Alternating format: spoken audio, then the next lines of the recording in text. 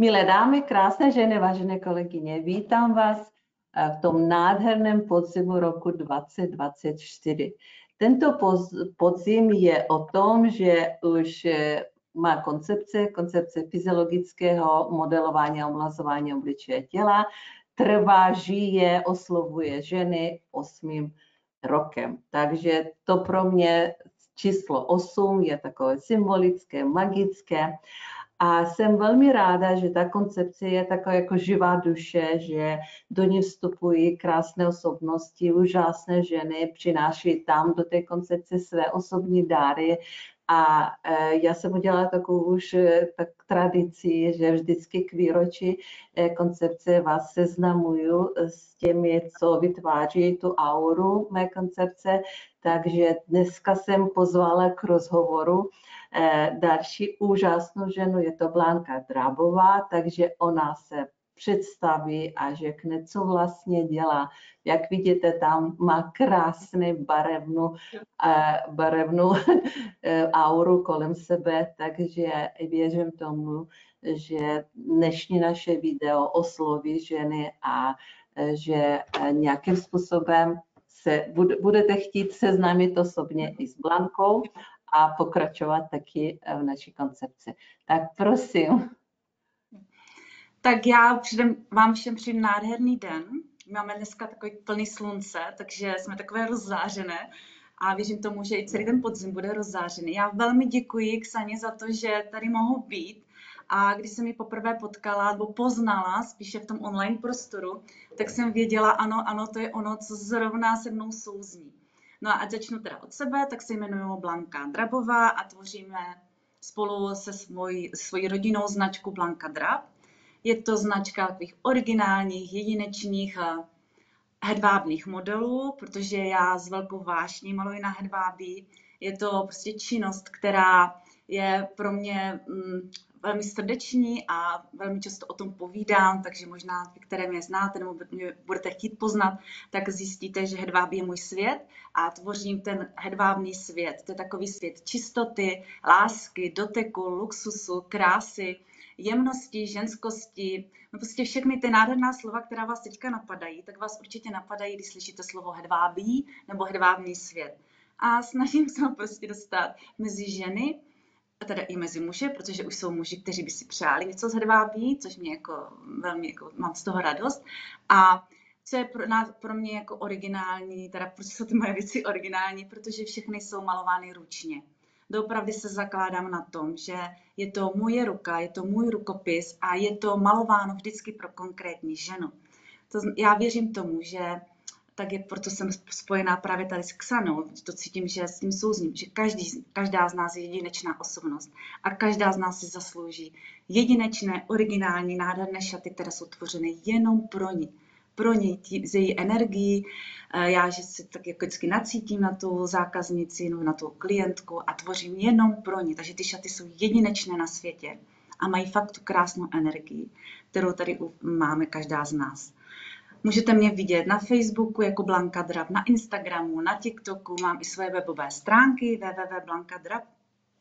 A jinak sídlím v malém městečku Bruntál v Jeseníkách, takže možná některé z vás vědí, kde je Bruntál a třeba se přijedete i za mnou podívat, anebo dělám i takové fittingy přes online, to znamená, že se takhle spolu poznáme jako se Ksenou, nacítíme se navzájem a vytvoříme ty šaty snů pro vás, pro každou. Tak to bylo tak stručně. Já bych o tom hedvábí mohla mluvit dlouho, ale tady nejsme kvůli mému hedvábí. Já už cítím na sobě to hedvábí, protože dneska mám na sobě len, taky to mě taky to cítění těch přírodních věcí na těle velmi oslovuje. My máme ty prvotní šaty, my máme tělo, takže ano. Právě jako já se zabývám těmi prvotními šaty a Blanka ten obal dává ten krásný rám do toho, takže já jsem moc ráda, že to taková symbioza té vnitřní krásy se projevuje potom v tom vizuálním, tak už se těším na ten okamžik, kdy se obleču šaty Jo, od Blanky. Tak, no. jo, já se zabývám tím vědomým oblékáním, že doopravdy, a vy to určitě taky cítíte, Ksano, že všecko je energie, všecko vibruje kolem nás. A já říkám, že když si oblečeme ty šaty, tak začneme hrát i tu hudbu nějakou, jo? Takže vibrujeme na nějaké frekvenci a úplně si představuju, jakou melodii zrovna hrajeme v tu chvíli, když máme na sobě něco takového. Jo? Takže ono to velmi fakt souvisí s tím obalem těla, protože i to naše tělo vibruje, že? A když se lásky plně dotýkáme, jak o tom mluvíte krásně, že to je vlastně jako fakt jako dotek, který má být vědomí, jo, že to není dotek, jo, tak Ksana říkala, že se mám tady takhle nějak to, ale že to je vlastně jako prožitek a že si máme, a to miluju na vašich těch workshopech, že se máme vědomě dotýkat, že máme se zastavit, že si máme fakt jako pomaličku, jak jsou tam ty techniky, jo, vnímat ten pohyb a vnímat tu kůži, vnímat tu energii, co se vlastně jako děje, to je pro mě fascinující. Vy jste mi jako jediná ukázala tady i tuhle cestu, že kromě toho, že se krásně jako zabalím do nějakého nádherného oblečení, takže je pro mě i důležité fakt tady tenhle obal. Nikdy mi to nenapadlo, to nádherné jako spojení, že to je obal, můj obal tady toho, co mám uvnitř. Tak za to vám moc děkuju, jsem fascinovaná tím. Ano, to bylo tak zajímavé, že jak jsem začínala před 8 lety něco tvořit, tak jsem se rozhodla, že opravdu to budu prezentovat v takovém takzvaně přímém přenosu, že se nezalezu do koutka, tam něco budu dělat, protože to ani není možné. Je třeba mít spojení s dalšími ženy, protože já žiju příběh svého těla a abych to nějakým způsobem uchopila, pochopila celkově, tak potřebuju k tomu, aby i ty ženy vstoupily se svými příběhy do té celkové strategie. No tak opravdu jsem přemýšlela nad nějakými věcmi a nad tím, jak to pojmenovat. Jo? Proto tady je otázka toho, když přicházíte s něčím, co není ještě nějak pojmenováno nebo zhmotněno v té řeči, tak já opravdu jsem si říkala, jak to pojmenovat. No něco, co tady máme, to tělesné plátno, to je to opravdu, co na jedné straně nám pomáhá ten žít krásný život a na druhé straně může být takovým vězením, protože když všechno je stažené, zkracené, že prostě ty drží to tělo, tak nemůžete nějakým způsobem vyjadřit to, co máte uvnitř, protože vy máte bolesti a ty bolesti vás stáhnou, nedají vám možnost. Takže a potom mě to přišlo, jakoby prostě to je obal. No, takže to je právě. No, to je právě ono, ten obal. Přece když si představíme, že když se máme rádi, tak přece to naše uvnitř nezabalíme do něčeho neforemného nebo staženého, ale do něčeho krásného a ten obal pečujeme. Nádherné, jak jste řekla, že naše tělo je příběhem každé z nás, jo, což je jako obrovská pravda. To tělo se to jako pamatuje, to tělo ví, co zažilo a jsou tam ty zatvrdliny, které prostě musíme se té emoce, která tam jako zůstala někde schovaná, tak my musíme rozmasírovat, což je úplně skvělé, jak říkáte. A ještě jste řekla nádhernou větu, jste ji napsala, že tělo je jako tělesné plátno, jo? Tak pojďme malovat, protože když jsem malířka, pojďme malovat to plátno, tak jak se ho prostě jako vysníme. My máme někdy zábrany, ty ženy si řeknou, ale to je, ježiš, já už jsem taková, no, tak to mám jako po mamince a to mám tak, ale přitom to tak vůbec není, že? Ano, to máme po mamince, to znamená, že geneticky, jako by jsme říkali, jak to všechno, když začneme vnímat své tělo, tak my začneme i vnímat to, kolik věcí jsou falešných, nespravedlivě pojmenovaných, jo, že geneticky my nedědíme například vybočený pálec, nebo jo, prostě my dědíme nějaké dispozice, nějaký biomechanický kód, díváme se, protože kdyby to bylo geneticky, to znamená, že ten gen, to bys měli všechny, jako by prostě. Ano. Takže to je naladění na to, že ano, musíme zestárnout, musíme se zdeformovat a tak dále. A jedná se, jak jste to krásně řekla, že ty deformity uvnitř, když odstraňujeme, tak odstraňujeme deformity na těle, tak odstraňujeme i deformity takového psychosomatického charakteru, bych tak, jo, psychosomatika, no, tak to je jasné, že opravdu pochopila jsem i sama o sobě spoustu věcí, jak jsem začala to dělat, že a upřímně říkám, že já teď, když mě 64 teď je, tak mám větší radost ze života, když jsem měla například i 27, jako si pamatuju. Ty příběhy toho mládí, jak se trápíte něčem a tak, takže to je ono, že v tom je takové souznění. Já si myslím, že to je o té tvorbě na každé úrovni našeho bytí. Jo? Takže tvoříme a každá z nás to přineseme to své. Tak jsem moc ráda, že poznávám vás, protože ono jde o to, že my, i když jsme nějakým způsobem spojeni v tom egregoru toho, co děláme, ale opravdu tak krásně se podívat jedním okem do toho vašeho, prostě toho, tam sedíte, ten váš byteček, to krásné plátno za vámi, které promlouvá a už každá z nás se uvidí tam ten svůj příběh, nějaký motiv, nějaký ten hluboký hlubiny moře, hlubiny lesa, takže v tomto je to oslovování duše, a která je potom formuje tělo a tělo formuje duši.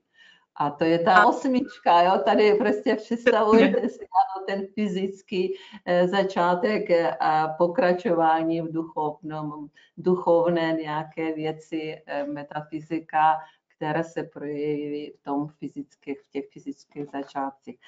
No a ještě otázka, co se vám líbí například teď, protože mluvíme, končilo nám léto krásné, tak měli jsme workshopy letní.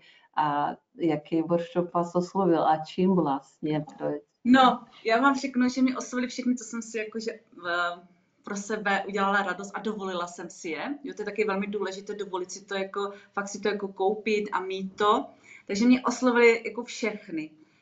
Mě oslovil ten obal, to jsme se už bavili, obal našeho těla. Pak mě ten neurolifting, protože co ještě velmi oceňuji na těch vašich workshopech, že se seznamují s tím mým tělem, co mám tady uvnitř, jo? Jaké mám ty nervy, jak to tam vlastně vůbec jako mám. Já jsem možná měla někdy biologii, že, ale to si vůbec jako nepamatuju.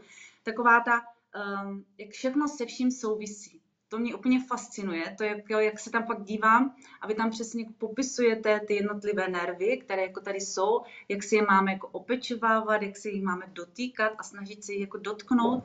To mě fascinuje, protože jinak jsem to brala jakože cvičení, když jsem kdysi začala tak s tím obličejem, jako jsem si říkala, Blaničko, tak přece jenom jsi zralá žena, ale i chceš být jako pořád taková, abych se sama sobě líbila, tak jsem tak sledovala, že ty různé cviky a tak jsem to jako začala dělat. No nakonec jsem zjistila, že mi to moc nedává, že to je, jak jsem chodívala jako mladá do fitka, tak jsem prostě jako makala, že? Ale nakonec jsem zjistila, že už to nechci teď, že chci to zjemnit. A vy to tam máte přesně krásně dělané tak, že to je o té jemnosti, o tom pochopení, to mě jako fascinuje, jako uchopit to, pochopit a uchopit to naše tělo. Takže i ten neurolifting je fantastický. Potom to cvičení, to mám také, těch 9 cviků, doopravdy, jako protože už to nechci prostě tahat ty činky, jak jsem byla zvyklá. A to jsem byla fakt, jako si myslím, jako dobrá, jako že jsem to dělala. Že jsem jezdila na takové ty závody, kde jsem jako chtěla fakt jako si dokázat, že tam vylezu nahoru, se skočím, vyběhnu, jo, takové ty, já nevím, ty extrémní závody jsem i dělala. A teď už chci prostě zjemnit. A co mě taky dostalo a co ještě potřebuji nutně si jako dovolit, tak jsou ty vlasy. To jako mě úplně jsem cítila, tam je to úvod k tomu velkému jako vašemu programu, ale vím, že si ho dovolím, protože ty vlasy jste mi ukázala úplně jinak. Jo, nebudu tomu hovořit jak, protože ať si to každá žena jako sama potom pojme, co tam všechno se dozví o těch vlasech. Ale to je nádherné poznání. Já teda jako mám barvené vlasy, já mám také světle hnědé, mám také barvené. Ale i tak si říkám, jo, že tu péči, jako fakt tu obrovskou lásku a brát to jako živý, ať si to ženy potom najdou, co to znamená to živý, že to fakt doopravdy jako funguje. A mám doma kocoura. Takže ty ženy, které mají tenhle kurz, tak ví, o čem mluvím. A já ho sleduju teď. A fakt doopravdy to tam jakože je u toho kocoura. Jo? Tak to mě, takže kurz o vlasech mě fakt ještě dostal víc, protože to cítím, že to fakt má hloubku a že to je pravda. Jo? Že fakt, že to je koruna. Je to naše koruna. A my teďka tou korunou vlastně takhle jako pochodujeme. A když chceme být královny toho života, tak my prostě jako potřebujeme vnímat to naše království tou naší korunou. Jo? Takže to má jako hluboký smysl, hlubokou, jako fakt obrovskou hloubku tam cítím. Takže kurz magické vlasy na mě čeká. To ráda. Tak, takže toto samozřejmě to, co nás čeká, to nás laká, ale i to, co máme, tak to taky máme uchopit. To je pracovat se svým tělem, protože to je to, co dává smysl našim činům potom. Tak. No, tak a ještě jedna taková otázečka. Budete mít nějakou akci, nebo máte to tak, že vás kontaktují dámy, jak to děláte? Možná budete mít nějakou výstavu své tvorby, my jsme se tam všichni přišli podívat. To by bylo nádherné. Zrovna máme v Brně 5. října. Já si to musím najít přesně, abych náhodou neřekla. 5. října se koná takové setkání, je to Festival pro potěšení, se to jmenuje. Je to právě blízko Brna, který organizuje jedna moje velmi dobrá kamarádka a tam najdete kromě prostě potěšení, jakýkoliv smysl, budete kochat očima, nebo něco dobrého uchutnáte, nebo se na něco krásného podíváte. No a součástí toho festivalu pro potěšení jsou i 3 módní přehlídky a jednou z těch módních přehlídek budu mít i já. Bude to módní přehlídka, která se bude jmenovat Dotek hedvábí. Jo, takže tam se můžete dotknout toho hedvábí a ty moje modelky vám za klavírního doprovodu prostě předvedou ten dotek toho hedvábí, ten hedvábný svět. Takže lehce se vzneseme výš a budeme se jako na křílek toho hedvábí. Takže to je 5. října a je to v blízkosti Brna a hned řeknu, kde to je. Jinak to mám i na svých stránkách, kde lze koupit ty lístky. A je to tak, že vždycky zapomenu, jak se jmenuje to. No, když tak já vám dám na ten můj Facebook. Moc mě mrzí, že se asi nemůžu vzpomenout. Jo, Centrum Kalimeta. Aha, je to Centrum Kalimeta a je to blízko Brna. Já jsem tam nikdy nebyla a proto se i těším na poznání toho místa. Takže Centrum Kalimeta 5. října. Je to celodenní akce pro ženy. Ale i můžou přijít muži. Jo? Ano, takže tím vás my s Blankou zveme 5. října. Já jistě tam taky přijdu, velmi ráda. Už jsem to poznamenala v diáři, žádné, když tam mám nějaké akce, tak to zruším. Protože my vás, milé dámy, krásné ženy, vážené kolegyně, zveme 5. října k tomu, abyste se podívali na to, co dělá Blanka, co dělají další ženy. Bychom si tam vyměnili energii, aby jsme vkročili do podzimu, anebo už do dalších dnů s tou energií, která nám pomůže žít náš šťastný, naplněný, zdravý, vitální, krásný život. Takže tím pozváním se s vámi loučím já a poslední slovo má Blanka. Já děkuji moc za pozvání a věřím tomu, že se určitě ještě někdy sejdeme a těším se na toho 5. října. A ženy, žijte svůj hedvábný svět, stojí to za to, je to prostě krása. Pečujte o své tělo.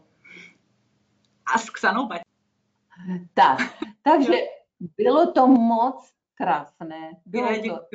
autentické, bylo to velmi příjemné a myslím si, že já potom, jak dám video na YouTube, tak tam dáme i odkaz na všechno, co děláme, co děláte a tak Jo. dále. Jsem moc ráda. Uvidíme se toho 5. října. Já se těším na vás. Já vám když tak napíšu ještě program, abyste věděla. A budou tam fakt jako ženy, které stojí za to poznat. Bude tam moje kamarádka, co navrhuje spodní prádlo pro ženy, které nejsou, jako mají takové ty potíže sehnat si nějaké krásné spodní prádlo, luxusní. Takže bude tam spoustu žen, které něco tvoří. A bude to prostředí prý je velmi nádherné. Nevím, nikdy jsem tam nebyla, ale myslím si, že to stojí za to. Tak se těším na vás. Já vám potom pošlu odkaz. Jo? Dobře. A určitě pozdravujte vaši dceru. Pozdravujte dceru. To je krásné, že vám pomáhá ve všem, protože to je jako i pokračovatelka asi je to, ne? Ano, ona se zabývá marketingem a tady těmi věcmi, že dělá videa a hodně, myslím si, že je velmi šikovná tady na tuhle práci, jako na tu reklamu. Máte nádherná videa, já je sleduji s potěšením. A to dělá, jo. A to právě některé dělá právě ta dcera. Ona má krásné, ona jako nezdědila tu kreativitu na to malování, ale jako kreativní mysl na to tvoření těch videí a tady tohoto. Takže ona zase se realizuje jinde. A mám ještě jednu krásnou dceru. Ta už má miminko, chlapečka, tak ta už se věnuje zase té jiné krásné roli ženy, ale je to prostě fajn. Mít takové krásné. No, tak se mějte nádherně, nebudu vás rušit, jsem ráda, že jsem vás poznala. Já taky ráda za ten rozhovor a opravdu mě ty barvy hned oslovily, hned to cítím tady, takže na té srdeční čakře. Takže krásný zbytek dne a všechno nejlepší. Uvidíme se. Jo, děkuji moc, mějte se nádherně. Nashledanou. Ano.